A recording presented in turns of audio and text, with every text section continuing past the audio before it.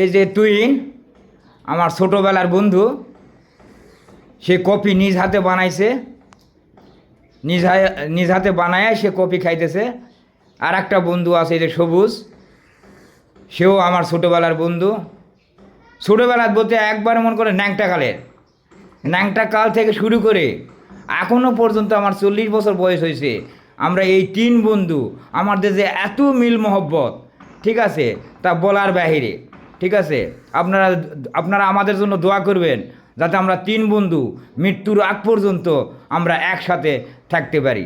আচ্ছা সবুজ, এই যে আমার টুইন বন্ধু যে চা বানাইছে, কফি বানাইছে, এই কফিটার স্বাদ কেমন? সেই স্বাদ না? Thank you. আর টুইন, তুমি যে নিজ হাতে কফি বানাইছো, তোমার খাইতে কেমন লাগতেছে?